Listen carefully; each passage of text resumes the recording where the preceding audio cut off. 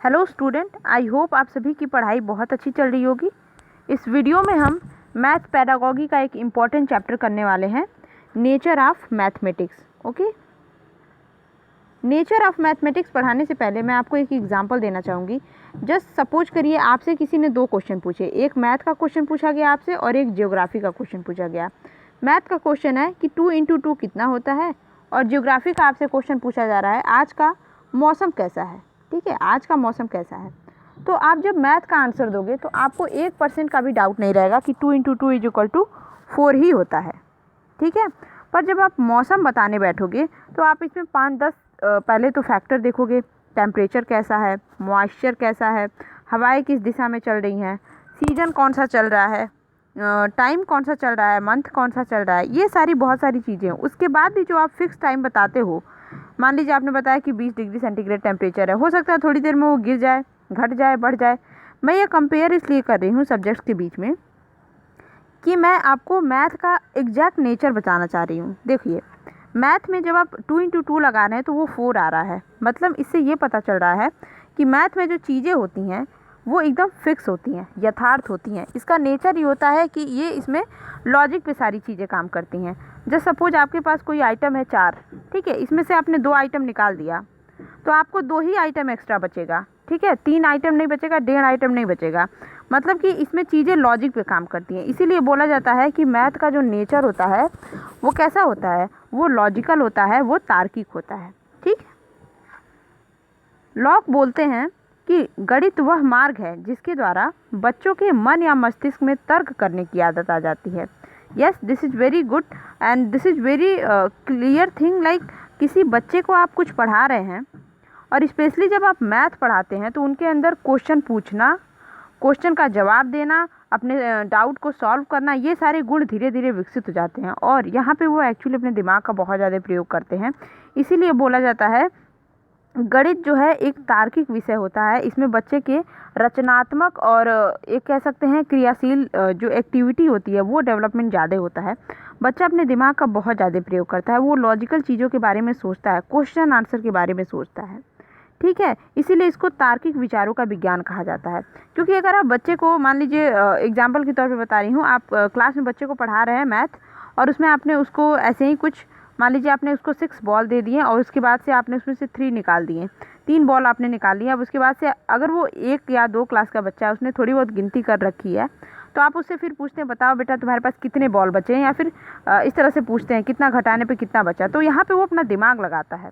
ठीक है, पर अगर आप उससे कोई भूगोल का या फिर हिंदी का कोई कुछ भी रटने को बोल देते हैं तो वो रट के आता है, उसमें उसको अपना दिमाग नहीं लगाना रहता है, वो पोयम भी पढ़ के आएगा।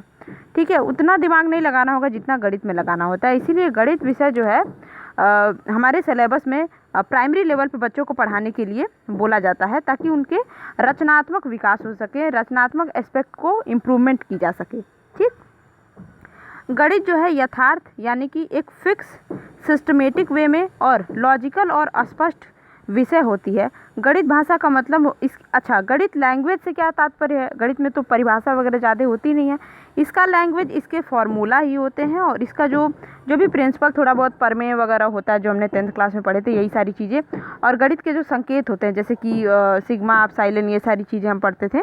तो ये सारी चीज़ें ही गणित में लैंग्वेज का काम करती हैं। ठीक है, गणित में स्पेशली संख्या, स्थान और दिशा यानी कि नंबर, स्पेस एंड मैग्नीट्यूड को बहुत ज़्यादा इंपॉर्टेंस दिया गया है और इससे हमें गणित पढ़ने से हमें इसका सबसे ज़्यादा ज्ञान होता है। नंबर्स तो इसकी मतलब कह सकते हैं आप रीढ़ की हड्डी होती हैं मैथ में। ठीक है, और मैथ में टीचर जो है आगमन, निगमन यानी डिडक्शन और जनरलाइजेशन, ये तीनों फैक्ट का बहुत ज़्यादा यूज करते हैं। जैसे कि मान लीजिए आप कोई प्रमेय सिद्ध करते हैं तो फॉर्मूला पहले लिखा रहता है कि left hand side = right hand side, उसके बाद से आप लेफ्ट हैंड साइड से राइट हैंड साइड को जो है प्रूफ करते हैं। ठीक है, तो उसमें डिडक्शन का यूज कर रहे होते हैं आप। अब मान लीजिए किसी आपको मान दे दिया गया है, उसके बाद से आप जाके आंसर निकाल रहे हैं, तो उसमें आप मतलब उदाहरण से जो है कंक्लूजन की तरफ जा रहे हैं, तो आप वहाँ पे इंडक्शन मेथड यानी आगमन विधि का यूज कर रहे हैं। वैसे ही जब आप जब जनरलाइज करते हैं, बहुत डिफ़िकल्ट सा फार्मूला रहता है, फिर आप उसको इजी करते हुए आते हैं, छोटा बनाते हैं, फिर लास्ट में लाके उसको सॉल्व कर देते हैं, तो जनरलाइजेशन वहाँ यूज करते हैं। ठीक है, तो मैथ में ये सारे फैक्ट बहुत ज़्यादा यूज होते हैं। बात करते हैं कि जब टीचर क्लास में बच्चों को मैथ पढ़ा रहे होते हैं तो उन्हें क्या क्या ऐसे मेथड यूज करने चाहिए जिससे कि मैथ और अच्छे से पढ़ाया जा सके, बच्चों के जहन में बहुत अच्छे से फिट हो जाए वो चीज़ें। तो टीचर को कोशिश करनी चाहिए कि ज़्यादा से ज़्यादा बच्चों को प्रैक्टिस कराया जाए, अभ्यास कराया जाए। जैसा कि हमें याद है कि हम 1-2 में तो केवल गिनतियाँ ही पढ़ते थे, पहाड़े रटते थे, मतलब एक तरह से पढ़ते रहते थे, हमेशा प्रैक्टिस में रहते थे। मैथ की क्लास में हमें गिनती बुलवाई जाती थी, वो इसीलिए कि क्योंकि अभ्यास से बच्चों को चीज़ें याद हो जाती हैं, हमारे कॉन्शियस माइंड में वो चीज़ें बैठ जाती हैं। फिर बच्चों को होमवर्क देना चाहिए। होमवर्क देने से ये रहता है कि बच्चे स्कूल में तो इन्वॉल्व हैं, घर पे भी जाके वो चीज़ों को होमवर्क देने से बच्चों को ये रहता है कि आप स्कूल में आपने मान लीजिए कुछ पढ़ा, उससे रिलेटेड आपने जब होमवर्क दे दिया तो स्कूल में जो बच्चे पढ़ते हैं मान लीजिए 60% यहाँ पे उन्होंने उनकी मेमोरी में चली गई, 60% उन्होंने ग्रैप्स कर लिया, और जब उससे रिलेटेड आप 2-4 क्वेश्चन उनको होमवर्क में देते हैं तो वही फॉर्मूले बच्चे यूज करके उसको जब सॉल्व करते हैं तो उनको वहाँ पे वो चीज़ें 100% दिमाग में बैठ जाती हैं। इसलिए होमवर्क देना मैथ में स्पेशली बहुत ज़्यादा ज़रूरी होता है।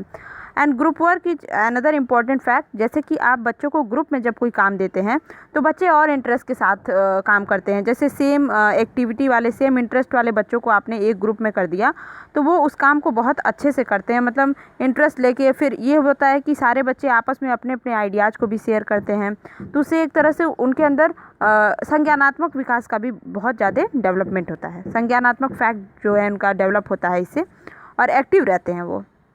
और रिटन वर्क भी बहुत ज़्यादा इंपॉर्टेंट। जैसे क्या होता है ना कि कुछ चीज़ें जो होती हैं, कुछ चीज़ें क्या ज़्यादा से ज़्यादा चीज़ें जो होती हैं आप जब लिखते हैं तो वो आपके माइंड में बहुत ज़्यादा फीड होती हैं। लिखते वक्त ये चीज़ें क्यों हमारे दिमाग में फीड होती हैं, क्योंकि जब आप लिख रहे हैं तो आपका फुल कंसंट्रेशन, आपके हाथ, आपका फिजिकल अटेंशन, फिर आपका मानसिक अटेंशन, आपका मेंटल अटेंशन, ये दोनों का दोनों आपके काम पे रहता है, आपके लिखने पे रहते हैं। थोड़ा सा भी इधर उधर हुआ तो आपकी राइटिंग बेकार हो सकती है, या फिर आप जो है 1-2 लाइन छोड़ सकते हैं, या फिर जो भी आप लिख रहे हैं वो गलत हो सकता है।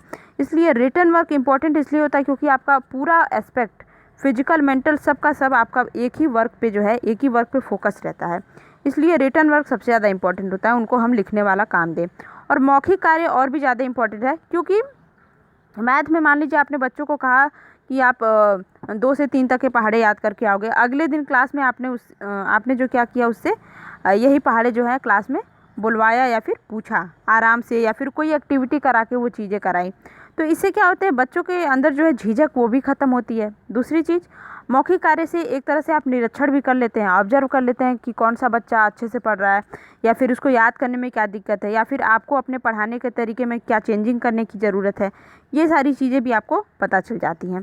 तो इन सारे चीज़ों का प्रयोग करके जो है टीचर बहुत अच्छे से जो है बच्चों को मैथ पढ़ा सकते हैं।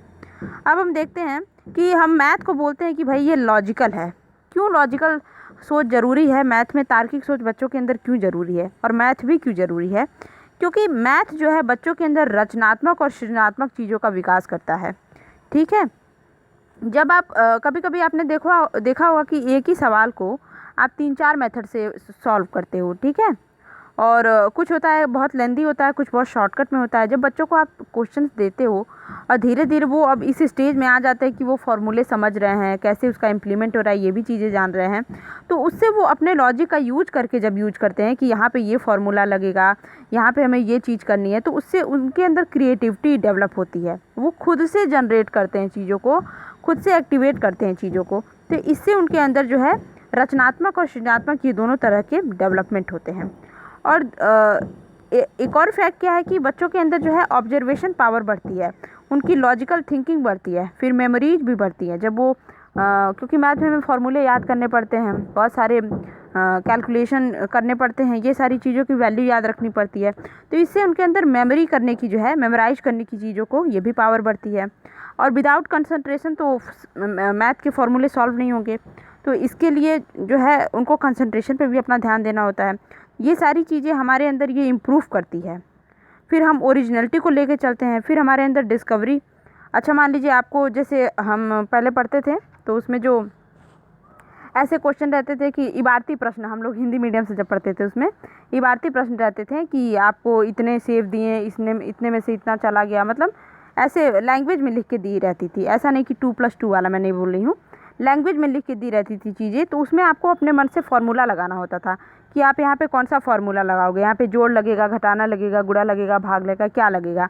तो यहाँ पे आप डिस्कवर कर रहे हो, यहाँ पे आप थिंकिंग कर रहे हो, चिंतन कर रहे हो, आप विचार कर रहे हो, आप रीजन दे रहे हो। अच्छा, मैं यहाँ पे अगर गुणा लगा रहा हूँ तो क्यों लगा रहा हूँ, भाग लगा रहा हूँ तो क्यों लगा रहा हूँ। ये सारी चीज़ें इससे डेवलप होती हैं।